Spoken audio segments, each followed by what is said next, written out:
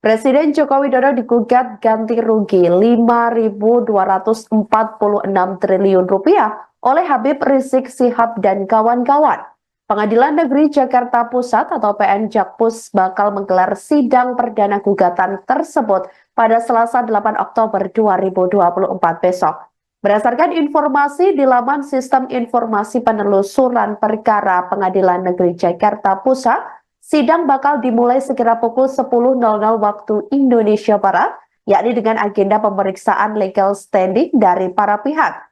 Dikonfirmasi secara terpisah, pejabat Humas Pengadilan Negeri Jakarta Pusat, Zulkifli Adjo, mengatakan akan bertindak sebagai ketua majelis hakim, kemudian dalam gugatan itu, yakni Hakim Suparman Nyompa, sedangkan untuk hakim anggota yakni Hakim R. Yusman.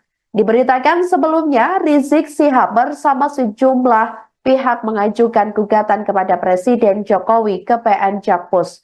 Gugatan itu dilayangkan melalui Tim Advokasi Masyarakat Anti Kebohongan atau TAMAK. Gugatan ini diajukan lantaran Jokowi dianggap melakukan perbuatan yang melawan hukum berupa rangkaian kebohongan yang dilakukan selama periode 2012 sampai 2024. Gugatan terdaftar pada tanggal 30 September 2024. Menurut penggugat, Jokowi sejak menjadi Cagup DKI Jakarta tahun 2012, Capres tahun 2014 dan 2019, hingga menjabat sebagai presiden, telah melakukan rangkaian kebohongan. Selain itu, kata-kata bohong tersebutlah yang memberikan dampak buruk terhadap Indonesia. Rangkaian kebohongan tersebut dianggap terus dikemas untuk pencitraan, menutupi kelemahan dan kegagalan yang terjadi. Menurut Habib Rizik, lebih bahayanya rangkaian kebohongan dan kata-kata bohong dilakukan oleh Jokowi dengan menyalahgunakan mekanisme, sarana dan prasarana ketatanegaraan. Menurut penggugat, bila kebohongan dibiarkan tanpa ada konsekuensi hukum, maka akan mencoreng sejarah Indonesia, yakni yang menjunjung nilai-nilai kejujuran dalam kehidupan berbangsa. Adapun hal-hal yang disebut sebagai kebohongan Jokowi di antaranya, pertama, kebohongan terkait komitmen untuk menjabat Gubernur DKI selama 1 periode penuh atau 5 tahun dan tidak akan menjadi kutu loncat. Kemudian kebohongan mengenai data 6.000 unit pesanan mobil SMK.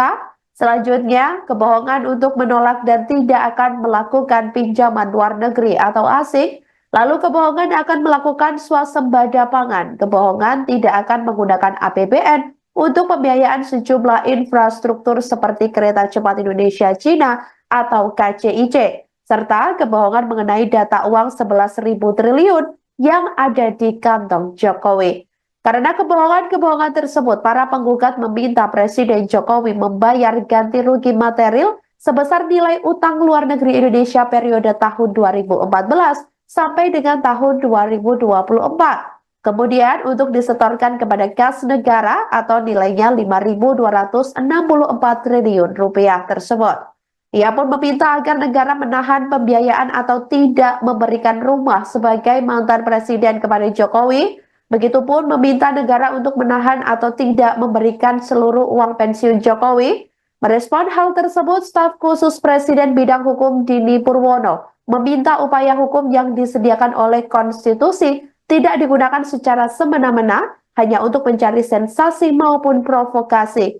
Ia menuturkan sejatinya pengajuan upaya hukum merupakan hak bagi setiap warga negara. Namun menurutnya setiap upaya hukum harus dilakukan dengan serius dan bertanggung jawab. Dini juga menjelaskan masa pemerintahan Presiden Jokowi 10 tahun lamanya tidak lepas dari kelebihan dan kekurangan.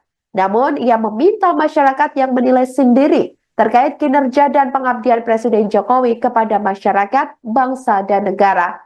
Istana, dikatakan oleh Dini, tidak bisa memberikan tanggapan lebih jauh karena gugatan dilayangkan ke pengadilan negeri. Download Tribun X sekarang, menghadirkan lokal menjadi Indonesia.